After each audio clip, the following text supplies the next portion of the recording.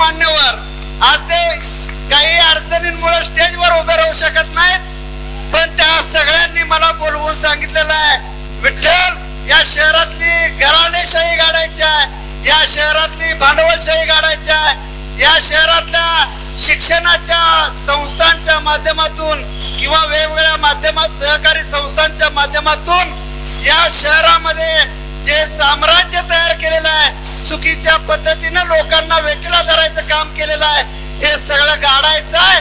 त्याच्यासाठी तुझी उमेदवारी आहे.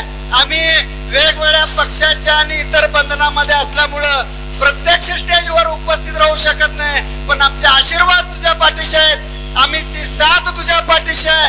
आणि 20 तारखेला ती निवडणुकीच्या मतदानाच्या पेटीमध्ये आम्ही दाखवून देऊ अशा पद्धतीचा मला बोलवून आशीर्वाद दिलेला आहे. आणि म्हणून मी म्हणतोय, आज मंचावर उपस्थित नसलेले पण पाठीमागे असणारे सगळे अदृश्य आहात आणि खास करून या ठिकाणी उपस्थित असणाऱ्या सर्व माता भगिनी आणि बंधूंनो, मित्रांनो, या ठिकाणी अण्णा आपण म्हणाल की मोठ्या संख्येनं माता भगिनी आणि बहिणी आमच्या बहिणी उपस्थित आहेत. त्याचं कारण असं आहे, विठ्ठल चोपडेची उमेदवारी ही पाण्यासाठी आहे. या ठिकाणी असणाऱ्या माता भगिनीला आज सुद्धा आठवड्यातून एकदा पाणी मिळते, महिन्यातून 5-6 वेळा पाणी मिळते. या ठिकाणी असणारा सर्वसामान्य कामगार वस्तीचा हा भाग आहे. छोट्या छोट्या खोल्यांमध्ये राहतोय, त्याला पाणी साठवायची व्यवस्था नसते. आम्ही 4 दिवसातनं 5 दिवसातनं एकदा त्याला पाणी देतोय आणि मग आम्ही सांगतोय 4 दिवसाचं पाणी देतोय, 2 तास देतो आणि भरून ठेव. अरे ज्यांना त्या गरीब माणसाला, भाड्याच्या घरामध्ये राहणाऱ्या माणसाला 4 दिवसाचं पाणी भरून ठेवायची त्याच्याकडे व्यवस्था नाही. आणि म्हणून या सगळ्या माता भगिनींना विश्वास आहे की विठ्ठल चोपडे हा माझ्या पाण्याचा प्रश्न सोडवेल. मला रोज पाणी द्यायची व्यवस्था हा विठ्ठल चोपडे करू शकेल, कारण विठ्ठल चोपडे ज्यावेळी पाणी पुरवठा समितीचा सभापती होता, हेच पाणी व्यवस्था होती, हेच नळ होते, हेच कर्मचारी होते, हेच गळकी पाईपलाईनच्या माध्यमातून लिकेज व्हायचं. पण कधी सुद्धा एकदाही पेपरला बातमी आली नाही की आज लिकेज झालंय आणि त्यामुळे 4 दिवस शहराचा पाणी पुरवठा बंद राहील, अशी एकदा सुद्धा बातमी आली नाही. मी ज्यावेळी चेअरमन होतो, कोरोनाचा कालावधी होता, लोक मोठ्या संख्येने घरामध्ये होत, आता लागतंय त्यापेक्षा डबल पाण्याचा वापर व्हायचा. पण या सगळ्यांना 1 दिवस आड पाणी देण्याचं काम या ठिकाणी तुमचा भाऊ म्हणून मी करण्यामध्ये यशस्वी झालो. आणि ह्याच विश्वासामुळं आज या ठिकाणी असणाऱ्या सगळ्या माता भगिनी मोठ्या संख्येनं आशीर्वाद देण्यासाठी ह्या पाण्याचा प्रश्न माझा भाऊ विठ्ठल, माझा मुलगा विठ्ठल सोडवल हा आशावाद घेऊन मोठ्या संख्येनं या ठिकाणी उपस्थित आहेत. मी माता भगिनींना शब्द देतो, तुमच्या या पाण्याचा प्रश्न मी निश्चितपणाने सोडवणार. काहीही झालं तरी या इचलकरंजी शहराला प्रत्येक माता भगिनींना 24 तास 7 दिवस पाणी मिळालं पाहिजे, याच्या संदर्भातला प्लॅन माझ्याकडे तयार आहे. मी या शहराची असणारी जी आता दूधगंगा योजना आहे, याची संकल्पना माझी आहे. ती योजना मंजूर होण्यासाठी लागणारा एक कागद मी स्वतः गोळा करून ही योजना मंजूर केली, ती पूर्णत्वाला आणली, त्याचा टेंडर प्रक्रिया सुद्धा पूर्ण केली, त्यासाठी लागणारी जागा सुद्धा घेतली. पण हे जर पाणी योजना झाली तर विठ्ठल चोपडेला पाण्याचं श्रेय मिळेल, विठ्ठल चोपडे मोठा होईल असं म्हणून ज्यांच्या पोटात दुखायला लागलं अशा मंडळींनी एका रात्रीत त्या ठिकाणी मला त्या समितीमधून काढून टाकायचं काम केलं. विठ्ठल मोठा होईल, विठ्ठलला पाण्याचं श्रेय मिळायला नको म्हणून त्या समितीमधून मला काढून टाकायचं पाप या मंडळींनी केलं आणि हा पाणी प्रश्न अजूनही भिजत पडलेला आहे. माझ्याकडे ही योजना तयार आहे. या इचलकरंजी शहरातल्या माता भगिनींना कशा पद्धतीने पाणी द्यायचं याच्या संदर्भातल्या सगळ्या पद्धतीची आयडिया माझ्याकडे आहे. मी आज जाहीरपणानं तुमच्या समोर, सगळ्यांच्या समोर मी शपथ घेऊन सांगतो की मला तुम्ही संधी द्या. जर 6 महिन्याच्या आत पाण्याचा प्रश्न नाही सोडवला तर मी आमदारकीचा राजीनामा देईन, अशा पद्धतीचं तुम्हाला मी या ठिकाणी अभिवचन देतो. अनेक जण वर्षानुवर्ष नुसता घोषणा करतायत. 1985 पासून या शहराचा पाण्याचा प्रश्न आम्ही सोडवण्याच्या संदर्भातल्या वल्गना करतायत, पण मी निश्चितपणाने सांगतोय की मी हा पाण्याचा प्रश्न सोडवू शकेन. या इचलकरंजी शहरामधले अनेक प्रश्न आहेत. डीपी योजना झालेल्या आहे. आपल्या सगळ्यांना माहित आहे की इचलकरंजी शहरातल्या जवळजवळ निम्म्या मालमत्तांवर त्यांच्या मिळकत पत्रावर क1 शेरा पडलेला आहे. 50 लाखाची प्रॉपर्टी, 1 कोटी रुपयाची प्रॉपर्टी या सगळ्या मिळकतधारकांच्या आहे, पण त्याच्यावर क1 शेरा पडलेला असल्यामुळं त्याला बँकेचं कर्ज घेता येत नाही, त्याला बांधकाम परवाना मिळत नाही, त्याला कोणत्याही पद्धतीची खरेदी विक्री करता येत नाही. आणि म्हणून ही सगळी प्रॉपर्टी असताना सुद्धा ही सगळी मंडळी या शहरातल्या अडचणीत आलेल्या आहेत. तो क1चा प्रश्न सुद्धा मी मार्गी लावण्याचं काम करतोय, सातत्याने त्याचा पाठपुरावा करतोय. आगामी 6 महिन्याच्या कालावधीमध्ये या इचलकरंजी शहरातल्या सगळ्या मिळकतधारकांच्या ज्या क1चा प्रॉब्लेम आहे त्यांच्या मिळकतधारकावरचा क1 शेरा हटवायचं काम सुद्धा मी निश्चितपणाने करणार आहे. हा आशावाद मी या ठिकाणी जाहीर करतो. त्या इचलकरंजी शहरातल्या ज्या मिळकतधारकांच्या शास्ती लागलेल्या आहे, शास्ती म्हणजे काय, ज्यांच्याकडे बांधकाम परवाना नाही त्यांना जो घरपाळा येतो तो तिप्पट दराने येतो.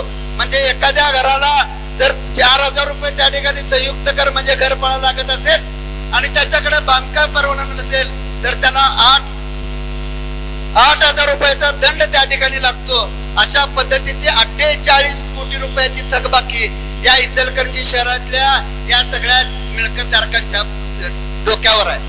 घरपाळा भरणाऱ्या प्रत्येकाच्या डोक्यावर आज 10,000, 20,000, 50,000च्या शास्तीचा हा बोजा आहे. तो पूर्ण करण्याचं काम मी करणार आहे. 11 ऑगस्टला या ठिकाणी अजितदादा पवार राष्ट्रवादी काँग्रेस पक्षाच्या कार्यालयाच्या उद्घाटनाला आले होते. हे प्रश्न आम्ही मांडले आणि 14 तारखेला त्यांनी निर्णय केला की ही शास्ती पिंपरी चिंचवड महापालिकेच्या धर्तीवर आम्ही रद्द करू. तशा पद्धतीचा आदेश झाला. महापालिकेचा प्रस्ताव गेलाय. 1 दिवस आचारसंहितेसाठी आम्हाला कमी पडला आणि म्हणून कॅबिनेट समोर हा प्रस्ताव गेला नाही. पण मला तुम्ही आमदार म्हणून संधी द्या. हे 48 कोटी रुपयाचं तुमच्या डोक्यावर असणारा जे बोजा आहे तो मी 1 महिन्याच्या आत संपवून देण्याची हमी या निमित्तानं आपल्या सगळ्यांना देतो. इचलकरंजी शहर हे यंत्रमागधारकांचं जग आहे. या ठिकाणी असणारा जर यंत्रमागाचं जात चाललं तरच या ठिकाणचं असणारा सगळं गाव चालत असते. या ठिकाणी असणारी पानपट्टी असेल किंवा या ठिकाणी असणारा छोटा मोठा सगळा व्यवसाय हा या यंत्रमागाच्या चाकावर अवलंबून आहे आणि म्हणून हा व्यवसाय गतिमान व्हायला पाहिजे. या व्यवसायाला अडचणी ज्या आलेल्या आहेत त्या दूर व्हायला पाहिजेत.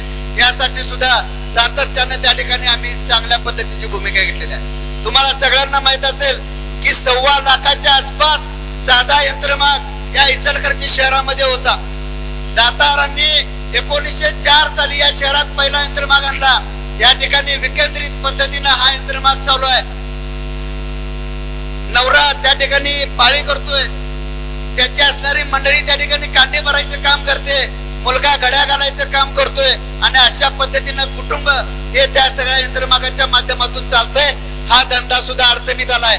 1.25 लाखाच्या यंत्रमागाची संख्या 70,000 वर आल्या. ज्यांना आपण वर्षानुवर्ष लोकप्रतिनिधी मधून पाठवलं त्यांचं या कर्तृत्वाचा अपयश आहे.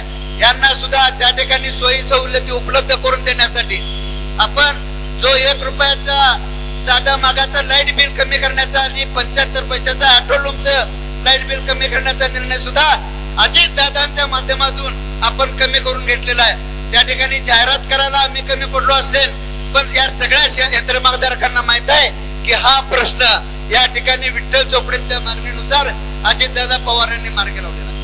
या शहरामध्ये अनेक झोपडपट्ट्या आहेत. गेल्या अनेक वर्षापासून झोपडपट्ट्यांच्या पुनर्वसनासाठी कोणतीही योजना नाही. आपण त्या 14 ऑगस्टच्या मीटिंग मध्ये याची मागणी केलेली आहे. आज इचलकरंजी नगर महापालिकेनं 3 वेगवेगळ्या समित्या नेमलेल्या आहेत आणि या झोपडपट्टीचं आहे त्या ठिकाणी पुनर्वसन करण्याच्या संदर्भातली कारवाई चालू केलेली आहे. निश्चितपणानं या इचलकरंजी शहरामध्ये असणाऱ्या ज्या वेगवेगळ्या 23 झोपडपट्ट्या आहेत त्यांचं आहे त्या ठिकाणी पुनर्वसन करण्याचं काम सुद्धा लवकरात लवकर चालू होणार आहे. या ठिकाणी जसा यंत्रमाग धारक अडचणीत आहे तसा तिथला यंत्रमाग कामगार सुद्धा अडचणीत आहे. या 2013 साली या इथल्या यंत्रमाग कामगाराला एक करार झाला आणि त्यानुसार दरवर्षी वर्षी पगार वाढ देण्याच्या संदर्भातला करार झाला.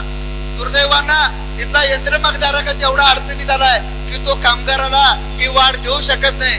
आणि म्हणून इथला कामगार पूर्वी 4 माग चालवायचा, तो 6 चालवायला लागला, 8 चालवायला लागला, 8चं 12 वर गेला तरी त्याचं पोट त्यामध्ये चालत नाही. आणि म्हणून त्याला त्याच्या बायकोला घेऊन काम करावं लागेल तर त्याचे रोजचे पोट त्या ठिकाणी पोट भरते.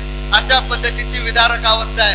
आणि म्हणून मी यंत्रमाग धारकांच्या बरोबरीनं यंत्रमाग कामगारांच्या साठी सुद्धा कल्याणकारी मंडळ त्या ठिकाणी असावं. यामध्ये वैपाणीवाले असतील, मेंडिंगवाले असतील, घडीवाले असतील, या ट्रान्सपोर्ट यंत्रमागाच्या संदर्भामध्ये त्या ठिकाणी माल वाहतूक करणारे सगळे कामगार असतील आणि वेगवेगळे जे सगळे आहेत या सगळ्या कामगारांना त्या ठिकाणी लाभ मिळाला पाहिजे.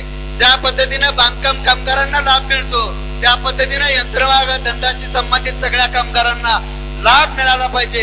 यासाठी सुतावर त्या ठिकाणी सेस आकारणी करून या कामगारांच्यासाठी वेगवेगळ्या योजना त्या ठिकाणी लागू कराव्यात अशा पद्धतीची मी मागणी केलेली आहे.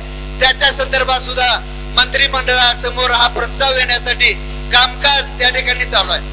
अनेक चांगल्या प्रश्नांना आपण त्या ठिकाणी हात घातलेला आहे. नुसतं रस्ते गटारी केले म्हणून या शहराचा विकास होत नाही. आज या शहरामध्ये आपण कोण पाहुणा आला तर त्याला दाखवायसारखं कुठलं काय एक स्थळ नाही. एक भगतसिंग गार्डन सोडली तर दुसरा असा कुठला एक पर्यटन स्थळ विरंगुळ्यासाठी पाहुण्याला घेऊन जावं असं नाही. आणि म्हणून आगामी काळामध्ये पर्यटनाच्या दृष्टीने सुद्धा चांगल्या पद्धतीने या ठिकाणी सोयी सुविधा निर्माण व्हायला पाहिजेत. यासाठी माझा निश्चितपणाने पर्याय असणार आहे.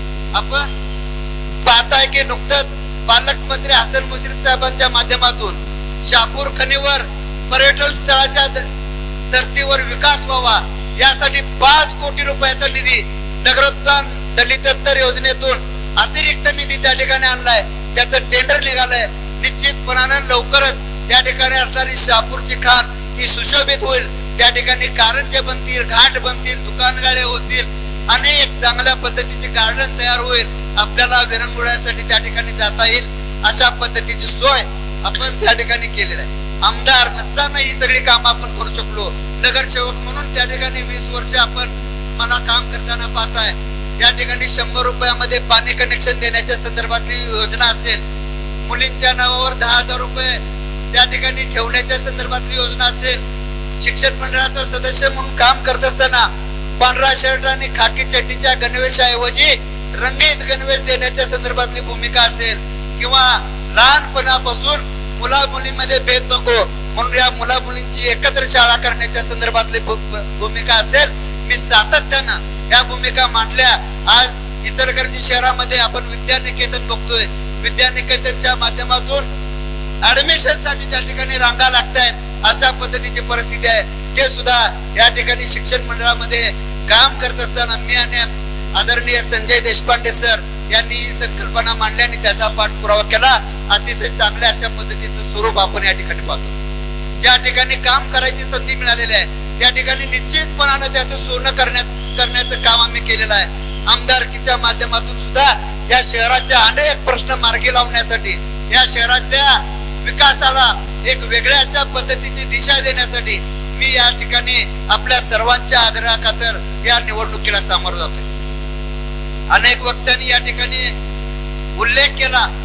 मी ज्यावेळी या सगळ्या प्रश्नांच्या साठी निवडणुकीला जायचा काही निर्णय घेतला त्यावेळी अनेकांनी सांगितलं, अरे विधानसभेची निवडणूक ही सोपी नाही, 10 कोटी पाहिजेत, 15 कोटी पाहिजेत, 25 कोटी पाहिजेत. त्या आकडे ऐकूनच माझे डोळे गरगरायला लागले. पण माझे असणारे या ठिकाणी असणारे सगळे स्वाभिमानी सहकारी, या ठिकाणी असणाऱ्या सगळ्या माता भगिनी, या ठिकाणी असणाऱ्या माझ्या स्वाभिमानी कार्यकर्त्यांनी सांगितलं, साहेब डॉक्टर बाबासाहेब आंबेडकरांनी संविधानाच्या माध्यमातून या ठिकाणी असणाऱ्या प्रत्येक नागरिकाला, तो गरीब असू दे श्रीमंत असू दे, एकच मत द्यायचा अधिकार दिलाय. या ठिकाणी असणाऱ्या प्रत्येक नागरिकाला आपल्या प्रश्नांच्यासाठी विधानसभेत द्यायचा, संसदेत जायचा अधिकार दिलाय. पैशासाठी किंवा जास्त पैसे आहेत म्हणूनच जर त्यानं करायचं असेल तर या देशाचा पंतप्रधान अंबानी टाटा बिर्ला झाले असते. जो जनतेच्या प्रश्नासाठी रस्त्यावर उभा राहतोय, जो जनतेच्या प्रश्नासाठी अहोरात्र राहतोय, अशा मंडळीला त्या ठिकाणी जाणं गरजेचं आहे. आम्ही तुमच्या मागे आहे. आता मी मगापासून जसं हे कोट्यावधीचे आकडे सांगितले, मला पण वाटायला लागलं की दोन एवढे मोठे उमेदवार, दोन एवढ्या बलाढ्य शक्ती, एका बाजू दोन्ही बाजू, दोन शिक्षण सम्राट, दोन सहकार सम्राट आणि काय काय एवढं सगळं आहे. आणि आपण तर एकदम साधा आहे. आपण या दोन्हीच्या ह्याच्यात ही सगळी मंडळी असं म्हणालेल्या आहेत आणि या सगळ्या टक्कर मध्ये आपण कुठे टिकणार. पण या लोकांनी सांगितलं की या चितलकरंजी शहरानं कॉम्रेड SP पाटील यांना आमदार केले का नाही? या चितलकरंजी शहरानं कॉम्रेड KL मलाबादे सारख्या कामगार नेत्याला आमदार केले का नाही? या चितलकरंजी शहरानं राजू शेट्टी सारख्या माणसाला, ज्याच्याकडे बूथ लावायला यंत्रणा नव्हती, ज्याच्याकडे पोलिंग एजंट नव्हते, त्याला या गावानं बिन पैसे देता स्वतःचे पैसे देऊन त्या ठिकाणी या शहरातून मताधिक्य देऊन खासदार केले का नाही? या चितलकरंजी शहरानं खासदार निवेदिता मानेंना खासदार करण्यासाठी मोठी शक्ती समोर असताना सुद्धा पदरचे पैसे घालून त्या ठिकाणी 2 वेळा खासदार केले का नाही? या इचलकरंजी शहराची परंपरा. यांनी एकदा ठरवलं की कुणाचा कार्यक्रम करायचा, मग तो कितीही मोठा असू दे, ते कुठे थांबत नाहीत. एकदा ठरवलं की सुपडा साफ करण्याचं काम ही सगळी मंडळी करतात. ही निवडणूक सुद्धा जनतेने हातामध्ये घेतलेला आहे. एक मोठा अंडर करंट या सगळ्या लोकांच्या मध्ये आहे. वर काही दिसत असलं, स्टेजवर कुणाच्या किती पण गर्दी दिसत असली तरी लोकांनी ठरवलंय या निवडणुकीत काय करायचंय. लोकांनी ठरवलंय काम करणाऱ्या माणसाबरोबर राहायचं आहे. लोकांनी ठरवलंय घराणेशाहीला नाकारायचं आहे. लोकांनी ठरवलंय प्रस्थापित वेगवेगळ्या सहकारी संस्थांच्या माध्यमातून त्या ठिकाणी काम करणाऱ्यांना थांबवायचं आहे. लोकांनी ठरवलंय काम करणारा गरीब माणसाला या निवडणुकीत आमदार करायचा आहे. आणि म्हणून तुमच्या जीवावर मी निवडणुकीला सामोरं जातोय. मला निश्चितपणानं खात्री आहे की या 20 तारखेच्या निवडणुकीमध्ये आपण प्रचंड अशा पद्धतीचा मताधिक्य देऊन मला या इचलकरंजी शहरामधून आमदार म्हणून जाण्याची संधी द्याल, मला ही निश्चितपणाने खात्री आहे. आता 10 कोटी 15 कोटीचे आकडे ऐकल्यानंतर मला पण वाटायला लागले किंवा जे लोक सपोर्ट करतायत, जे मोठ्या संख्येनं माझ्याबरोबर आहे म्हणून सांगतायत, त्यांना मी सांगायला लागलोय तुम्ही मला मदत करा. तर तुमचं नाव तेवढं सांगू नका, तुम्ही काय समोर येऊ नका, कारण आज समोर आला की दुसऱ्या दिवशी त्याला गाठायचं काम चालू आहे. आणि म्हणून अशा पद्धतीने आता गाठायचं म्हणजे कशासाठी गाठायचं तुमच्या लक्षात आलं.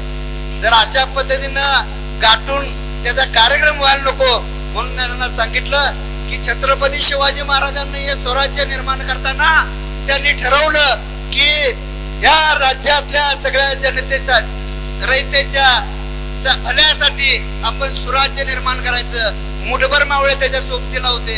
समोर असणारी वेगवेगळ्या पद्धतीच्या आदिलशाह असतील, निजामशाह असतील, वेगवेगळ्या पद्धतीचं प्रचंड अशा पद्धतीचं त्यांच्याकडं सैन्य दल होतं. प्रचंड अशा पद्धतीचं सगळे यंत्रणा होती.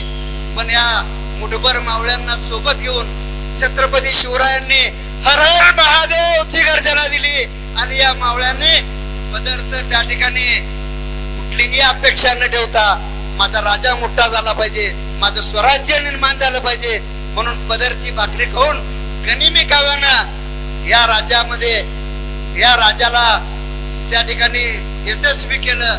हा छत्रपती शिवाजी महाराजांचा इतिहास हा महाराष्ट्राचा आहे. त्या महाराष्ट्रामध्ये आपण जातोय. आपण सुद्धा 2 बलाढ्य सगळी समोर असतात आहेत, पण एक सामान्य माणसाला मोठं करायचं, आमदार करायचं आपण सर्वांनी ठरवलंय का नाही? आणि मग हे जर सगळं या माता भगिनींनी ठरवलं असेल तर गनिमी कावानं आपण छत्रपती शिवरायांचा आदर्श घेऊन शाहू फुले आंबेडकरांचे विचार पुढे तेवत ठेवण्यासाठी या निवडणुकीमध्ये आपण मला मोठ्या संख्येने विजयी करावं. प्रचाराचे दिवस अत्यंत कमी राहिलेले आहेत. आपल्याला 10-12 दिवसाचाच कालावधी आहे. अनेक ठिकाणी मला प्रत्यक्षपणाने पोहोचता येईल नाही होईल ही काही अडचण आहे. ही सगळ्यांनी आपण समजून घ्यावी. आपणच त्या ठिकाणी उमेदवार आहे म्हणून आपणच सगळे विठ्ठल चोपडे असं समजून या ठिकाणी असणाऱ्या मतदारांच्या पर्यंत पोहोचा. प्रत्येकाला सांगा मी विठ्ठल चोपडे आहे, विठ्ठल चोपडेला आमदार करायचा आहे. आपल्या पै पाहुणे असतील, मित्रमंडळी असतील, या सगळ्यांच्या पर्यंत पोहोचा आणि त्या सगळ्यांना सांगा. काय सांगणार? मी मी मी आणि हा सगळे विठ्ठल चोपडे बनून 15 दिवस मला साथ द्या. पुढचे 5 वर्ष मी तुमच्यासाठी रात्रीचा दिवस करून, हाडाची काढ करून, रक्ताचं पाणी करायला लागलं तरी तुमच्या सगळ्या समस्या सोडवण्यासाठी मी कटिबद्ध राहीन. एवढं या निमित्ताने सांगतो. अगदी काल कार्यक्रम ठरवला, अचानकपणानं सगळ्यांना निरोप दिला, तरी मोठ्या संख्येनं या ठिकाणी असणारे, मंचावर उपस्थित असणारे सर्वांनी आपापल्या परीनं, आपापल्या परिसरातील सगळ्या सर्वसामान्य जनतेला ज्यांनी ही निवडणूक हातामध्ये घेतलेली आहे त्यांना या ठिकाणी उपस्थित ठेवून माझ्यावर विश्वास दाखवला. तुमच्या या विश्वासाला कुठेही तडा लावू न देता आगामी निवडणूक आपण जिंकायची आहे. या इचलकरंजी शहरातून आता शिट्टी वाजवायची आहे. त्यासाठी आपण मला विजयी करण्यासाठी पुढचे 15 दिवस आपले पै पाहुणे, नातेवाईक या सगळ्यांना सांगावं. जाहिरातीच्या माध्यमातून आमचे कार्यकर्ते पोहोचतील, पण सोशल मीडिया हा एक अत्यंत आता प्रभावी माध्यम आहे लोकांच्या समोर जायला. विठ्ठल चोपडे ला का विजयी करायला पाहिजे याच्या संदर्भातल्या सोशल मीडियाच्या माध्यमातून ज्या ज्या आपल्यापर्यंत येईल ते आपापल्या ग्रुपमध्ये, आपापल्या पै पाहुण्यांच्या पर्यंत फॉरवर्ड करून अधिकाधिक लोकांच्या पर्यंत हे पोहोचवावं, अशा पद्धतीची आपल्याकडून अपेक्षा व्यक्त करतो. आपण येत्या 20 तारखेच्या निवडणुकीला माझं 10 नंबरवर अपक्ष उमेदवार म्हणून विठ्ठल चोपडे या नावासमोरील शिट्टी हे चिन्हाचं बटन दाबून मला प्रचंड मताने विजयी करावं.